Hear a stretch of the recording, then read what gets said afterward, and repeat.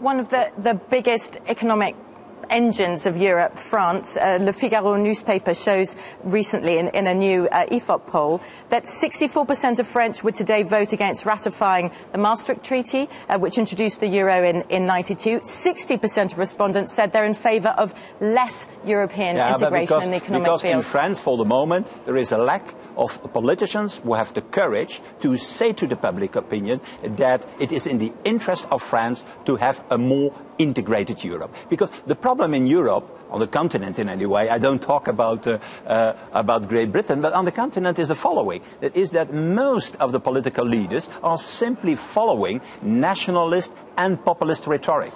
And that is for me not a democracy. And democracy, in my opinion, is a political leader developing a vision and then trying to convince the public opinion to follow his vision. And not what is happening now. Now, nationalist and populist rhetoric in Sweden, in Finland, in France, that is gaining ground.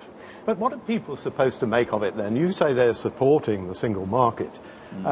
25 million people out of work can't be that enthusiastic about it. Growth stagnant right across the European Union. Unemployment youth in Spain up to 49%.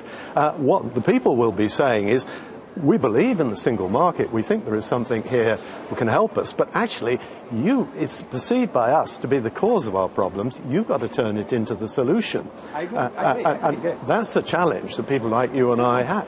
I agree, but we have also to say to these people, you can't, the world of tomorrow, the G8 of tomorrow. What is the G8 in 20, 25 years? It shall be the US, Japan, India, China, Brazil, Russia, Mexico and Indonesia. No single European country shall be part of the G8 in 2030.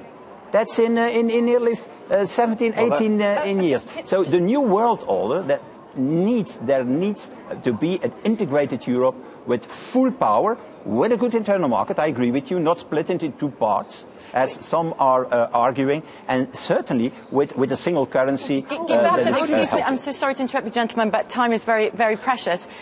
Whichever vision of Europe will take hold in the European Union, who exactly will decide? There's a lot been spoken about in recent months about a democracy deficit in the European Union. Do you believe it exists? Well, look, firstly, it depends what you mean by a democratic deficit. It's a phrase which is often used, but nobody ever gives me the answer.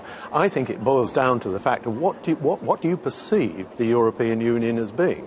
Is it a country called Europe, which is clearly Guy's point of view, or is it a cooperative which is owned by and works on behalf of and for 27 independent sovereign states? Now, I see it as the latter. And therefore, I don't have a problem at all. We have a democratically elected council and the prime ministers. We have a democratically elected parliament, which is there to hold the commission to account. Clearly, after the Lisbon Treaty, we're not doing that job well enough. We need to do more. But we don't have that problem.